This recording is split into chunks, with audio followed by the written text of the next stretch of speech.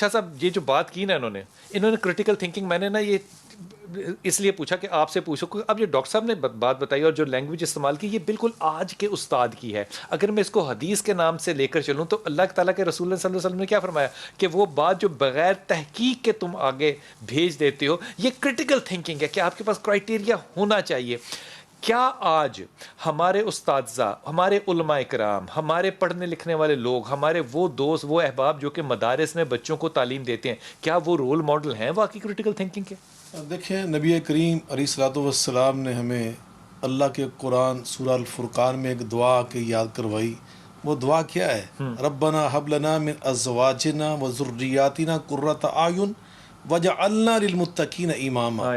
یا اللہ ہماری اولاد ایسی بنا کہ جن کو دیکھ کر ہماری آنکھیں ٹھنڈی ہوں، اور ہمیں ان کے پیشوا بنا، ہمیں ان کے لیے ماڈل اور نمونہ بنا. یقیناً والدین اساتذہ روحانی اور یعنی باپ ہوتے ہیں، تین ماں باپ، تعلیم دینے والا، پیدا کرنے والا، جن کے ہاں تم گئے. بالکل، یہ والدین ہیں تو یقیناً وہ ماڈل ہمارے. اور ہمیں قرآن پاک میں کیا سکھایا گیا؟ ایاکم والظن فإن الظن اکذب الحدیث. نبی پاک صلی اللہ علیہ وسلم فرماتے ہیں بدگمانی سے بچو، یہ سب سے بڑی بدترین جھوٹی بات ہوتی ہے. اللہ قرآن میں فرما رہے ہیں جاکم فاسق بنبأ فتبینوا ان تصیبوا قوما بجہالۃ فتصبحوا علی ما فعلتم نادمین. جب تمہارے پاس کوئی بات آئے نا، اس کو ایسے پھیلا نہ دیا کرو، بلکہ پہلے اس کی صحیح تحقیق کرو، تفتیش کرو، یہ سچی ہے یہ غلط ہے. اور پھر ہر سچی بات کو بھی پھیلانے سے منع کیا گیا ہے. ہر سچی بات کو بھی بالکل ایسے پھیلانے کا ہم پابند نہیں ہے، نہ اس کی ضرورت ہوتی ہے بعض کا جس سے نفع نہ ہو بلکہ نقصان کا اندیشہ ہو، فتنہ پھیلنے کا اندیشہ ہو. شاہ جی یہ پوچھنے کی اجازت مانگ سکتا ہوں میں آپ سے کہ اگر اس کا مطلب کہ یہ بات ہے تو تعلیم طالب علم کو دینے سے پہلے علماء کرام کو پہلے خود یہ سمجھنا پڑے گا، اساتذہ کو خود یہ سمجھنا پڑے گا. اللہ نے قرآن میں فرمایا ہے بلال بھائی اسی حوالے سے فَاسْأَلُوا أَهْلَ الذِّكْرِ ان کنتم لا تعلمون. اگر علم حاصل کرنا چاہتے ہو نا تو اہل علم کے پاس جانے کا نہیں فرمایا، فرمایا اہل ذکر کے پاس جاؤ. اہل ذکر کون ہوتے ہیں؟ جو تعلیم کے بعد، ڈگریوں کے بعد بڑا ایک لمبا عرصہ جا کر عملی پریکٹیکل اہل اللہ کے ساتھ گزارتے ہیں. ان کے اندر تحمل پیدا ہوتا ہے، تجربہ پیدا ہوتا ہے، فراست پیدا ہوتی ہے، بصیرت پیدا ہوتی ہے، پھر جا کر وہ اہل ذکر ہوتے ہیں. اگر ان سے جا کر پاس اگر اپنے 16 گارڈ ہوں اور 2 پراڈو ہوں تو پھر اس کے پاس کیسے جائے؟ وہ اہل ذکر نہیں نا جی، وہ اہل علم ہو سکتا ہے، وہ اس طرح کی کوئی صورتحال ہو سکتی ہے. اہل ذکر تو متواضع لوگ ہوتے ہیں، والکاظمین الغیظ والعافین عن الناس. چاہے اس کے نام کے ساتھ بہت کچھ لگاؤ، اس کے وہ تو اپنے نام کے ساتھ لکھوانا کوئی پسند ہی نہیں کرتے، کچھ بھی لگاؤ. جی یقیناً وہ اہل اللہ جو ہوتے ہیں، یعنی کہ آپ کا مطلب ہے کہ اس کے پاس بیٹھا جا سکے. جی بالکل، اہل القرآن بالکل محدثین کے آداب میں لکھا ہوا محدث جو ہوتا ہے وہ متواضع ہوتا ہے. اگر اس کے اندر تواضع نہ ہو، عاجزی انکساری نہ ہو، لوگ تو اسے استفادہ ہی نہیں کر سکتے. آپ اسے سوال کریں وہ فوراً جو وہ سیکھ پاتا ہے. شاہ جی بہت اچھی بات، جملہ بھاری ہے نا، بالکل جو آپ کی روح کی تربیت کرے. خدا کی قسم باقی ساری چیزوں کے اوپر نا کنٹرول ڈیلیٹ لگا دیا. بہت خوبصورت بات کی ہے. اور نبی پاک صلی اللہ علیہ وسلم کے بارے میں اللہ نے یہ فرمایا نا، هو الذی بعث فی الامیین رسولا منہم یتلو علیہم آیاتی ویزکیہم وَيُعَلِّمْهُمُ الْكِتَابَ وَالْحِکْمَةَ وَإِنْ كَانُوا مِنْ قَبْلُ لَفِي ضَلَالٍ مُبِينٍ. میں نے اپنے محبوب کو اس معاشرے میں بھیجا تھا جو بھٹکے ہوئے لوگ تھے، لیکن میرے محبوب نے کیا کیا؟ ابھی جو حضرت ڈاکٹر صاحب نے ارشاد فرمایا وَيُزَكِّيهِمْ، آپ نے ان کی روحانی تربیت کی ہے، ان کی روح کو پاکیزہ کیا، آپ نے ان کی روح کو بلند کیا. یہ شاہ صاحب یہاں سے پتہ فیصلہ ایک ہو گیا. فیصلہ یہ ہو گیا کہ زندگی سیکولر ہو یا زندگی مذہبی ہو، میں تو دونوں کے اندر تقسیم سمجھتا ہی نہیں ہوں. بالکل ایسے ہے ہی نہیں، زندگی میں بنا دیا. بہت خوبصورت بات. عقل کی اور ایمانداری کی بات کی ہو تو دونوں باتیں ہیں ایک ہی. بالکل. میں ہمیشہ ان لوگوں کی تردید کرتا ہوں جو اپنے باہر بورڈ کے اوپر لکھواتے ہیں کہ اصلی اسلامی و عصری تعلیم کی آمیزش کا ادارہ. میں ہمیشہ کہتا ہوں کہ اسلامی تعلیم تو ہر عصر کی تعلیم ہے، اسلام تو ہر عصر ہر زمانے کا دین ہے.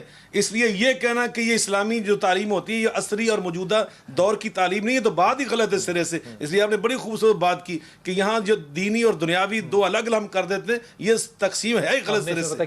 حضور اقدس ایسا کیوں ہے کہ علماء کرام کو دیکھ لیجئے، مذہبی طبقے کو دیکھ لیجئے، ادھر کوئی خبر ہوئی ادھر وہ ستیہ ناز واٹس ایپ کے اوپر اور پیغامات کے اوپر ہوتا ہے. اب تحقیق کرنا تو چھوڑ دیجئے بات، یہ تو کتھارسس اور جیسا کہنا چاہیے وامٹنگ کرنے کی کیفیت آ جاتی. کیا میں یہ بات تسلیم کر لوں کہ مدارس میں بھی علماء کرام اتنی ناکام ہیں؟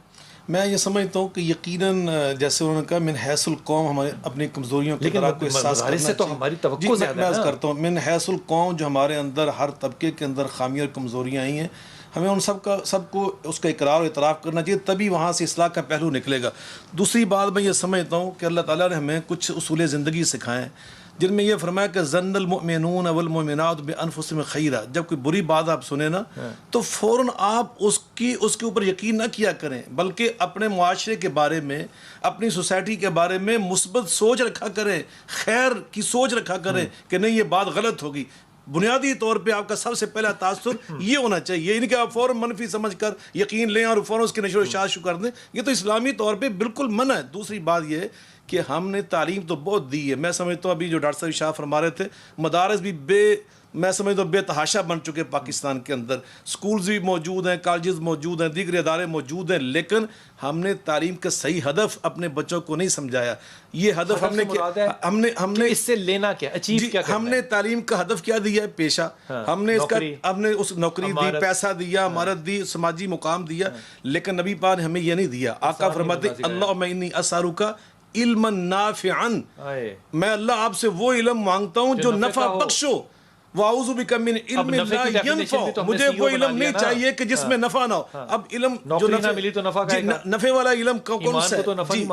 نفع والا علم کون سا ہے؟ آقا فرماتے ہیں خیرکم من ینفع الناس، جو دوسروں کو نفع پہنچاتا ہے نا، دوسروں کی ہمدردی کرتا ہے، ہیں وہ لوگ جہاں میں اچھے آتے ہیں جو کام دوسروں کے۔ اما ما ینفع الناس فیمکث فی الارض، جو اللہ کی مخلوق کا ہمدرد بنتا ہے۔ علم تو ہم پڑھتے ہیں اس لیے کہ انما یخشی اللہ من عبادہ العلماء، ہمیں اپنے اللہ کی پہچان ہو، اپنے اللہ کی معرفت ہو۔ علامہ اقبال نے یہیں پہ کہا تھا نا، اپنے من میں ڈوب کر پا جا سراغ زندگی، تو میرا نہیں بنتا تو نہ بن، اپنا تو بن۔ اللہ کو جب بندہ پہچانتا ہے، یہ علم نہیں، اسی لیے امام حسن بصری فرمایا کرتے تھے لیس العلم عن کثرت الحدیث ولکن العلم عن کثرت الخشیہ، زیادہ علم کا اظہار کرنا زبان سے، اس کو علم نہیں کہتے۔ تیرا دل کیا کہہ رہا ہے، تیرے دل کی کیفیت کیا ہے، تیرے دل کی دنیا کیا ہے، اسے علم کہتے ہیں۔ علم یہاں سے نکلتا ہے، علم کا اثر یہاں پہ ہے۔ علم کی ہماج گاہ زبان نہیں ہے، علم کی ہماج گاہ آپ کا دل ہے، دل سے انسان۔ اور جب انسان کے دل میں، میرے دل میں تو وہ 14 فروری بیٹھا ہوتا ہے نا، میں اس کے اوپر تو جی حضرت سیدنا علی مرزا فرماتے ہیں العلم علمان، دو علم ہوتے ہیں، علم فی القلب و علم اللسان، ایک جو دل کے اندر علم ہوتا ہے، ایک جو زبان کے اندر۔ ہم نے وہ زبان والا علم ہم نے سیکھ لیا، ہم نے وہ زبان والا علم ہمارے پاس آ چکا ہے، زبان والے کے اندر بھی ہم نے کوالٹی بالکل پیدا نہیں کی۔ ڈاکٹر صاحب حضور اقدس ڈورامور جو کارٹون ہے نا، بڑا مشہور ہے، میں اس کی مثال دے رہا ہوں۔ میں یہ کارٹون آپ کو ٹائم مشین بتاتا ہے کہ آپ ایک وقت بیٹھے مشین میں دوسرے وقت میں چلے جائیں۔ اگر میں یہ کارٹون بنا لوں جس میں کہ معراج کا واقعہ ہو اور وقت جو ہے وہ اسی طرح ٹائم اینڈ سپیس کی تھوری بچے کو سمجھاؤں، آپ نے میرے پہ فتویٰ لگا دینا ہے کہ تم نے یہ کیوں بنایا، ایسا نہیں ہے۔ تو آپ تو میرے راستے میں، علم کے راستے میں رکاوٹ ہیں شاہ صاحب۔ میں یہ سمجھتا ہوں سچی بات ہے کہ نبی کریم علیہ الصلوۃ والسلام نے ہمیں جدید چیزوں کے استعمال سے منع نہیں کیا۔ کیا نا آپ نے کیا نا، نبی نے تو نہیں کیا۔ آپ کو تو اسوہ مبارکہ ہے، آپ نے جب خط لکھا نا کیسر کے نام جو روم کا سربراہ تھا اور کسریٰ کے نام جو اس وقت فارس کا سربراہ تھا، تو ایک صحابی رسول جو بیرونی سفر کرتے رہتے تھے، انہوں نے کہا کہ میں نے وہ دربار دیکھے ہیں، وہاں جس خط کے اوپر مہر نہ لگی ہو وہ خط وصول نہیں کیے جاتے۔ حدیث پاک میں فاتخذ رسول اللہ صلی اللہ علیہ وسلم یومئذ خاتم من فضۃ، آقا نے اسی دن ارجنٹ چاندی کی مہر بنوا کر انگوٹھی کی شکل میں اس پہ لگا کر وہ خط روانہ کیے۔ تو آپ نے ہمیں ریجیکٹ نہیں کیا، جی اگلے کے نام کو ریجیکٹ نہیں کیا، یقیناً اگلے کی قدر کو ریجیکٹ نہیں کیا۔ یہ تو آپ نے ہمیں وہ بہت کچھ وہاں پہ اسوہ دکھایا ہے۔ آپ نے وہاں لفظ لکھا عظیم الروم، تو تصور بدعت دیتے ہیں نا مجھے، آپ کہتے ہیں بدعت ہے۔ نہیں، اس چیز کی بدعت کون کہتا ہے؟ جدید چیزوں کا استعمال کون کہتا ہے بدعت ہے؟ جہاز پہ سفر کر کے حج بیت اللہ کرنا یہ بدعت ہے، عمرے کے لیے جانا یہ بدعت ہے، کون کہتا ہے؟ یہ ابھی میرے سامنے ابھی ہم میڈیا کے اوپر بیٹھے ان لوگوں سے پوچھیے، میں تو جی یقیناً یہ غلط ہے بالکل۔ اور اس کی وجہ کیا ہے؟ اس کی وجہ یہ ہے کہ رسول اللہ صلی اللہ علیہ وسلم فرمایا کہ جب قیامت قریب آ جائے گی تو اس کی نشانیوں میں ایک نشانی یہ کہ اتخذ الناس رؤوسا جہالا وَإِذَا سُئِلُوا فَأَفْتَوْا بِغَيْرِ عِلْمٍ فَضَلُّوا وَضَلُّوا، اس وقت لوگ دینی زعماء اور علم کے منصب پہ ان لوگوں کو لا کے بٹھائیں گے جو خود جاہل ہوں گے، جب ان سے کوئی چیز پوچھی جائے گی وہ فتوے دیں گے بغیر علم کے، رزلٹ کیا نکلے گا؟ تو یقیناً میں یہ سمجھ بالکل ہمیں اس وقت جو نشانیاں ہمارے سامنے موجود ہیں، تو اس وقت ہم نے، آپ کی بات کو سنجیدہ لیتا ہوں، میں بالکل صحیح کہہ رہا ہوں کہ اس وقت ہمارے دیکھیے کیا ہو رہا ہے، ہم نے زعماء کن کو بنایا کہ جن کے پاس دینی علم نہیں ہے۔ اگر دینی علم ان کے پاس ہوتا اور علم کی وہ معرفت کو صحیح طور پہ جان رہے ہوتے، علم کی گہرائی کو جس کے بارے میں اللہ خود فرماتا ہے فَلَوْلَا نَفَرَ مِن كُلِّ فِرْقَةٍ مِنْهُمْ طَائِفَةٌ لِيَتَفَقَّهُوا فِي الدِّينِ، وَلِيُنذِرُكُمْ إِذَا رَجَعُوا إِلَيْهِمْ تفقہ فی الدین کے بعد تبلیغ ہوتی ہے، پھر تدریس ہوتی ہے، پھر تعلیم ہوتی ہے. پھر اس بات کو، اس کا مطلب یہ ہوا شاہ صاحب کہ ہمارے یہاں سکسیس سٹوریز موجود ہیں. ہم کامیابی اگر حاصل کرنا چاہیں تو ایک اچھا فیصلہ ہم کر سکتے ہیں اور اپنے اون پہ بھی ڈیسیژن لے سکتے ہیں. حضور اقدس ایمانداری سے آپ نے اس بات کا جواب دینا ہے. یہ ویژن اگر ایک وائس چانسلر بنیادی طور پہ وائس چانسلر ہی ہے نا، وائس چانسلر ہے نا، اس کے فیصلے سے 50 کلومیٹر دور سے ایک بچی جو ہے جو کہ تعلیم کا سوچ نہیں سکتی تھی آج آ سکتی ہے. کیا یہ فیصلے اتنے مشکل ہیں کہ ہم اپنے مدارس میں اور اپنے دینی مقامات پہ یہ فیصلے نہیں کر سکتے؟ میں سمجھتا ہوں کہ یہ ایک تو سب سے پہلے میں حضرت ڈاکٹر صاحب کو مبارکباد پیش کرتا ہوں، خراج تحسین پیش کرتا ہوں. نبی پاک صلی اللہ علیہ وسلم نے فرمایا کہ من لا یشکر الناس لا یشکر اللہ، جو اللہ کے بندوں کے اچھے کاموں پر ان کی حوصلہ افزائی نہیں کرتا وہ اللہ کا بھی ناشکرہ شمار ہوتا ہے. تو میں سمجھتا ہوں ناظرین کرام کو سب کو بہاولپور یونیورسٹی کے جامعہ اسلامیہ کے سربراہ ڈاکٹر صاحب کی حوصلہ افزائی کرنی ہے، ان کے لیے دعا کرنی چاہیے، اور یہ نمونہ تمام اداروں کے سربراہان میں کے چھوٹی سی لیے. مثال دوں آپ کی بات کو کاٹ دوں معافی کے ساتھ. آج آپ صبح بیٹھ جائیں لبرٹی چوک میں لاہور کے اندر، لاہور بہت بڑا شہر ہے، بہاولپور سے بہت بڑا شہر ہے، آپ کو کوئی وہاں پہ چیتا ایسا شخص نظر آئے گا جو کہ یونیورسٹی یا کالج جا رہا ہے؟ نہیں نظر آئیں گے. لیکن بہاولپور ان کی اولڈ کیمپس کے سامنے میں چائے پیتا ہوں اور صبح ناشتہ کرتا ہوں 5:30 بجے، جس وقت اندھیرا ہوتا ہے. یقین کیجئے وہاں پہ عورتیں مردوں سے زیادہ نظر آ رہی ہوتی ہیں جو یونیورسٹی تعلیم حاصل کرنے جا رہی ہوتے ہیں. ایک فیصلہ پورے ماحول کو، ملک کو بدل سکتا ہے. اور میں یہ سمجھتا ہوں خاص طور پہ بچیوں کو، طالبات کو، خواتین کو تعلیم کے زیور سے آراستہ و پیراستہ کرنا، اس کی اتنی زیادہ اہمیت ہے کہ ہمارے دانشور فرمایا کرتے تھے مرد پڑھا تو فرد پڑھا، خاتون پڑھی تو خاندان پڑھا. جب ایک خاتون پڑھ جاتی تو اس کے اثرات پوری نسل پر، پوری فیملی پر، پورے خاندان پر پڑتے ہیں.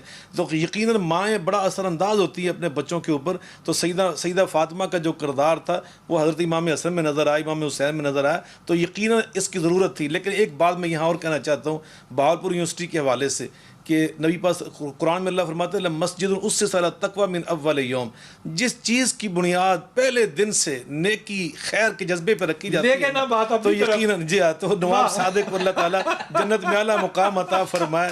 تو یکیناً یہ اس ادارے کی بنیاد تقوی پہ رکھی گئی، یہ اس کی برکات ہیں، اس کے ثمرات ہیں. حضور آج جو سوشل میڈیا آپ لوگ کہہ سکتا ہوں نا، بالکل اس میں کوئی بری بات تو نہیں ہے، آپ لوگ جس والہانہ انداز سے برے طریقے سے، میں گندا کہنے لگا تھا نہیں کہتا، برے طریقے سے استعمال کر رہے ہیں، ہے کوئی مثبت بات اس میں؟ میں سمجھتا ہوں بلال بھائی آگ لگانے کے لیے آپ استعمال ہو سوشل رہی ہے. میڈیا میں دیکھیں تلاوت بھی تو ہم نے کی اس کے اوپر، بالکل. وہ احادیث دیکھیں اس میں کتنا ذخیرہ ہے، کتنی اچھی تقاریر، اچھے بیانات ہیں، وہ ہم نے کی الحمدللہ مسجد اور مدرسے سے منسلک لوگوں نے. لیکن میں یہ سمجھتا ہوں سچی بات ہے، میں پوری ذمہ داری سے یہ جملہ کہنے لگا ہوں، پاکستان میں یہ جو انارکی آپ دیکھ رہے ہیں فکری ہمارے سوشل میڈیا کے اوپر 89% یہ ہمارے دشمن ملک نے کی ہے، یہ ہمارے دشمن ملک نے کی ہے. میں پوری ذمہ داری سے ان پہ دشمن ملک کیوں نہیں اثر کر رہا؟ میں عرض کر رہا ہوں پوری ذمہ دشمن ملک نہیں، میں عرض کرتا ہوں آپ وہ تو بارڈر کے زیادہ اس ملک کے اندر، ہمارے اس ملک کے اندر فکری انارکی پیدا کرنے کے لیے مختلف چیزوں کا استعمال کیا جاتا ہے. ہماری یہاں مذہبی یقیناً یہ غلطی میں نے پہلے حدیث بات پڑھ دی، یہ ان لوگوں نے یہ ماحول پیدا کرنے کی ان کو سہولت فراہم کی ہے. لیکن الحمدللہ آپ نے دیکھا اس پر ہمیشہ اگر پانی محبت کا ڈالا، اخلاق کا ڈالا، تو اہل علم نے، علماء نے، صلحاء نے، جو بہترین اہل خیر موجود تھے، اخلاق کا چارٹر بنایا، علماء کرام اس چارٹر کو قانون بننے ہی نہیں دیں گے. الحمدللہ ہم نے ضابطہ اخلاق بنا دیا اللہ کے فضل و کرم سے. اس کے اثرات آپ دیکھ لیں، ابھی محرم گزرا ہے، کیسا خوبصورت گزرا، اربعین امام حسین کا کتنا بڑا، میں کہتا ہوں تاریخ ساز یہاں پہ پروگرام ہو. کوئی آپ حتیٰ کہ دوسرے ہمارے جو اہل سنت مکاتب فکر کے لوگ تھے انہیں ریلیاں نکالی، کوئی ایک پتہ بھی یہاں پہ ٹوٹا. بڑی اچھی بات کی ڈاکٹر صاحب. یہاں ایک جملہ کہنا چاہتا ہوں ڈاکٹر صاحب کی اجازت سے، آپ کی اجازت سے. دینی مدارس میں آپ جو مرضی کہہ لیں، واللہ یہ خوبی آج بھی موجود ہے. میں حلفاً کہتا ہوں، میں نے بڑی زندگی اس مدارس میں گزاری ہے، مدارس میں آج بھی یہ ماحول ہے. میں نے الحمدللہ مختلف یونیورسٹی میں پڑھا ہے، لیکن میں پورے یقین اور وثوق سے کہتا ہوں کہ روحانی باپ سمجھنے کا، روحانی اولاد سمجھنے کا جو جذبہ دینی مدارس میں، دینی جامعات میں آج بھی ہم نے دیکھا ہے، اس کی دنیا میں کہیں اور مثال نہیں ہے.